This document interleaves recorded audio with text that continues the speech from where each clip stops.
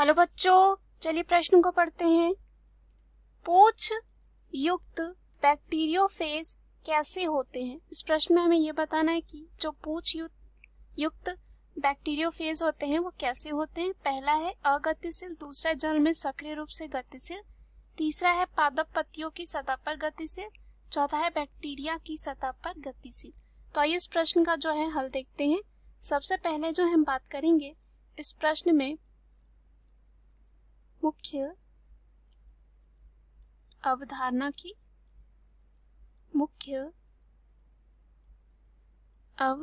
की बात करते हैं। इस प्रश्न में हमारे हो जाएगा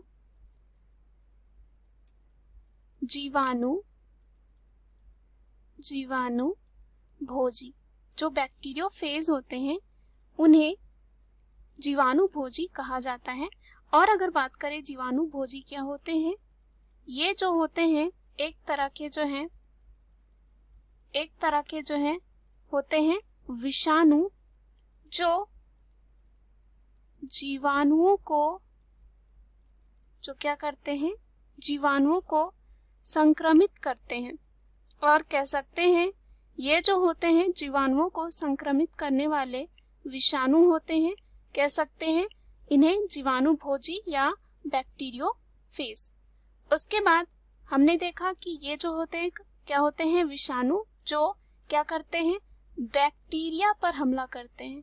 यानी कि जो जीवाणु होते हैं उन पर क्या करते हैं, ये हमला करते हैं, बैक्टीरिया पर क्या करते हैं, हमला करते हैं। इसलिए भी इन्हें कहा जाता है बैक्टीरियोफेज। और बैक्टीरियोफेज को जो है फेज विषाणु के रूप में भी जाना जाता है। आकार, उसके बाद इनका न्यूक्लिक अम्ल के प्रकार, परपोषी कोशिका की प्रकृति के आधार पर ये जो है विभिन्न प्रकार के होते हैं। और यहाँ पे बात करें बैक्टीरियोफाज जो होता है यहाँ पे 4 भागों से बना हुआ होता है। 4 भागों से बना हुआ होता है। पहला होता है सिर, दूसरा होता है गर्दन, तीसरा होता है पूंछ और चौथा होता है एक बेसल प्लेट।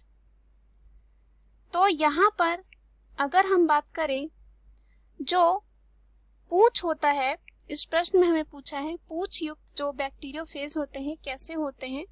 तो यहाँ पे जो पूंछ होता है इनका वो प्रोटीन से बना हुआ होता है। किससे बना हुआ होता है, प्रोटीन से बनी हुई होती है।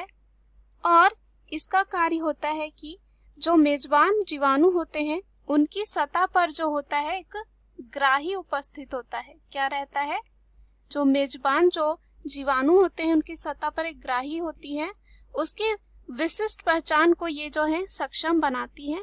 उसके बाद जो पूंछ होते हैं इसी के द्वारा जो है आनुवंशिक सामग्री को जो है डाला जाता है जीवाणुओं में।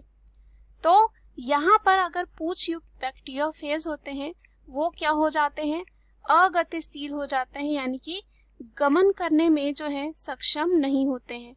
गमन करने में जो है क्या नहीं होंगे, सक्षम नहीं होंगे। और इसका कार्य क्या होता है हमने देखा, इसका कार्य हमने देखा कि ये जो होते हैं क्या करते हैं, जो जीवाणु मेजबान जीवाणु की सतह पर ग्राही होते हैं उसकी विशिष्ट पहचान को सक्षम बनाते हैं।